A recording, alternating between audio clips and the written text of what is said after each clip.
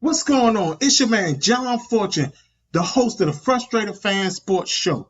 And today's show is about the top 10 worst free agent signings in Redskins history. Now, my previous show was about the top 10 best free agent signings. So now I'm going to do the one for the worst free agent signings. Now, a lot of y'all are going to know who these guys are, and some of y'all are going to already know where to place these guys. But I'm going to sit up here and run right into it. But first, I'm going to give you my notables of worst free agent signings that I feel aren't quite top 10. Could be, but I don't feel that they're quite on the top 10 list in comparison to the other guys who's on this list. My first notable is Dana Stubblefield. I know a lot of y'all are going to be like, John, man, this guy was awful for us. Yeah, he was, but when it comes to the guys who was on the list for us, I think they might have been a little bit. When we signed, we also signed Dan Wilkerson at the time, so we were hoping that they would kind of be Dana Stubblefield, Brian Young type combination. Only thing we found out was that Brian Young was way better than Dan Wilkerson, so that was the whole thing with that.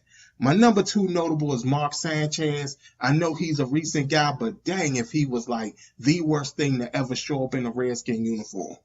Another one is Mark Courier. A lot of y'all don't remember Mark Courier and the fact that he was a part of that 2000 signing, the 2000 team that we signed all those free agents on.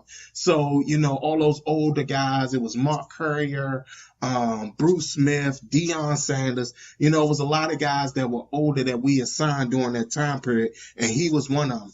And the other guy is Jaquez Green. Of course, that's Steve Spurrier, the DC Gators, all that type of stuff. So those are my comes to the worst free agent signings. Now I'm going to get into my top 10 list. Now at number 10, I got Antoine Randle. Now the reason I put Randle at number 10 is because one, I put him on the list. One, because of what he was supposed to be when he got to us. He was supposed to be the complement to Santana Moss. The problem was that he wasn't quite the wide receiver, so he ended up becoming what ended up actually happening was he became our slash. He became the guy who did everything, because I remember he was returning kicks. He was our emergency quarterback. We was doing like little running plays with him. And we was just doing as much stuff as possible with him. I think he even did a couple times he returned kickoffs back for us. So in reality, he probably really didn't have a chance with us because we had him doing so much. And on top of that, there was no way for us to really sit up there and show that he could be a number two, when in actuality, he was probably more fit to be a slot receiver. So that's why he's at my number 10. Number 9, I got Bruce Smith. I know a lot of y'all are like, John, Bruce Smith, he was a part of that 2000 group. Yeah, he was, but he was the only one from that 2000 group that actually stayed with us a little bit longer than the other ones, even though we all knew why he was staying. We knew that he was only staying because he wanted to get the sack record. There was a point where he wasn't even a full-time player. He would just come in on passing downs. And I also put him at number 9 because his first year he had 10 sacks with us. He actually had 10 sacks with us his first year with us. The second year he had 5. The year after that he had 9. And then his final year with us he had 5. But we all knew that he was only staying around to get the sack record so he could beat Reggie White and all that. So we kind of understood that that's what he was going to be. That's what he was going to do. Like I said, he was fairly decent for us. But again, he was old. He was outdated. And then that's when we first figured out that Dan Snyder was too involved with some of these players that signed with us. At number 8, I have Shane Matthews. Now, a lot of y'all are not going to know who Shane Matthews is. He was one of the many quarterbacks who came through here, but he was actually Steve Spurrier's handpicked quarterback along with Danny Warfel. And I remember Shane Matthews coming in here and he ended up splitting time with Danny Warfel during the whole season, like, which was like the weirdest thing ever. I remember at one point it was like Shane Matthews would play the first half and then Danny Warfel would come in and play the second half, and it kept flip-flopping back and forth. And it was just one of the worst things ever. The thing that was the craziest thing about that was that they made it as though Shane Matthews was actually a fairly decent quarterback prior to coming to Washington. He was terrible in Buffalo, and I didn't even understand why they felt the need to bring him in. But at the time, they just wanted to make Steve Spurrier happy. At number 7, I got Chris Culliver. Now, we had gotten this guy from San Francisco, and we thought that he was going to be the perfect complement for D'Angelo Hall. And coming to find out that this guy had gotten hurt in training camp early, and he was only with us for 1 year. Next thing you know, the guy was basically out of the league after he got hurt. We didn't see this guy on the field. I think he might have played with us maybe about 2 or 3 games, but that was as far as we got with Chris Culliver. And I'm going to tell you why. He replaced Brad Johnson, which was a terrible move on us. Dan Snyder brought him in and thought that because he had a strong arm and everything like that, that he was the better replacement for Brad Johnson. And he wasn't. Not only that, a lot of people don't know this or don't realize this, but Jeff George is one of the main causes that Marty Schottenheimer only stayed with the Redskins for 1 year. Because most people don't remember this, but there were several games where Jeff George sat up there and he wasn't supposed to be playing. And then he talked to Fan Snyder, and Fan Snyder sat up there and told Marty that he wanted Jeff George to start at quarterback. And there were times when Marty Schottenheimer ended up benching him right after that, because there were several times where we had Tony Banks starting and a couple other quarterbacks started for us as well. And to me, I feel that Jeff George is one of the main reasons Marty Schottenheimer was asked to give up his general manager role, because that Fan Snyder was in the way, along with Vinny Serrato, because Jeff George was like, I could do whatever I want to do.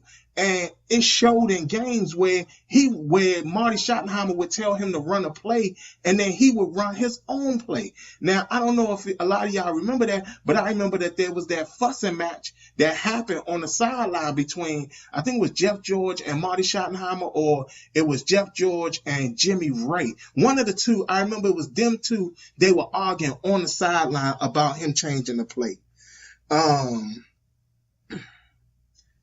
At number 5, I have Jeremiah Trotter, the former linebacker from the Philadelphia Eagles. Man, that was like the biggest disaster, one of the biggest disasters ever, because this guy was amazing in Philadelphia. We thought that he was going to bring that same energy, that same tackling ability, everything that he showed in Philadelphia. He brought none of that to the Redskins. Not only that, we found out very early on, because he was only with us for about 2 years, we found out very early on that he was just a complete system player. Because even after he left us, I think he went back to Philadelphia, was fairly good for a year, but got injured, and then that was pretty much it for Jeremiah Trotter. At number 4, I got Deion Sanders. Now, in his first year, Deion Sanders actually, just to go back, Deion Sanders in Dallas had a back issue and a foot issue. And we all knew that he was not fully healed from that to be signing the deal that he signed with us, because I know he signed like a 7-year, and I think it may have been like a $40-something million deal, something crazy that we signed him to. The sad part about that was that he abruptly retired on us in the first year. He was with us for 1 year and retired the following year, retired right after that.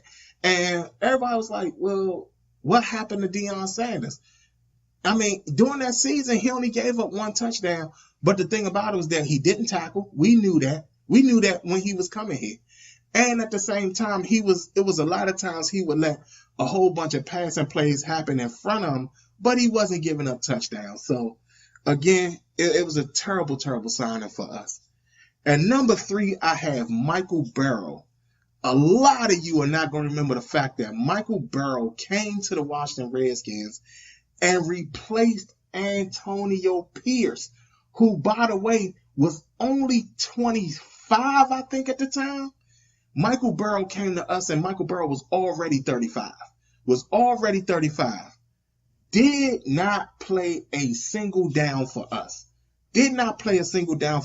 Not only that, we ended up giving him more money than we should have been giving Antonio Pierce, who got less money to play with the Giants. And on top of that, sat up there and won a Super Bowl with the Giants playing middle linebacker. Not only that, was deemed one of the best young linebackers in the league before he left us. And we still went with the older veteran and paid him all that money. And for him to not even play a single down for us was the saddest thing that ever happened. At number 2, I have Adam Archuleta. Now, this guy was amazing in St. Louis. We thought that there was no way you could find a better safety. And man, we were wrong. This guy couldn't fit our system. We found out he was another player that was a system player, because during the season, he went from being the starter to being a backup, because if I can remember, I think Troy Vincent took over for him. Yes, Troy Vincent took over for him.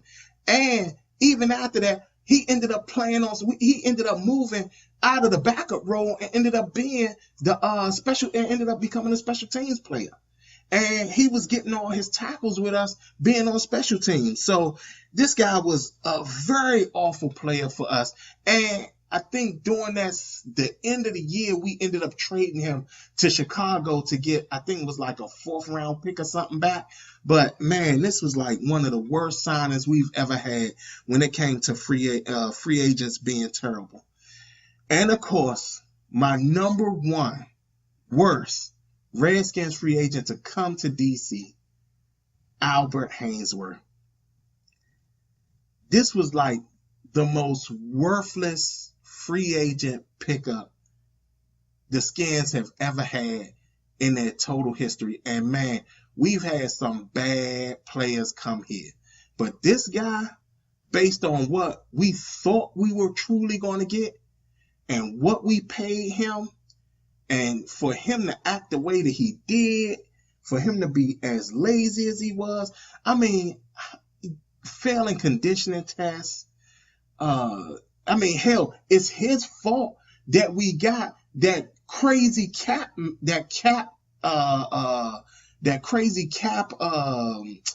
violation or whatever the hell it was, because we sat up there and it was a cap-free year and we tried to get him off the team as quickly as possible. We sat up there and gave him $21 million off the bet just to get him off the team, and end up finding out that this dude didn't even want to play football. I mean, we all remember that game in Philadelphia where he just sat up there and laid on the goddamn ground, and was just an absolute mess for us. He didn't want to tackle. He was always coming out the games. He didn't want to run. He wasn't running down plays. He wasn't doing anything. And it just used to break. I think it broke all of our hearts when we just saw this guy put in no effort to try to be as great as he was in Tennessee.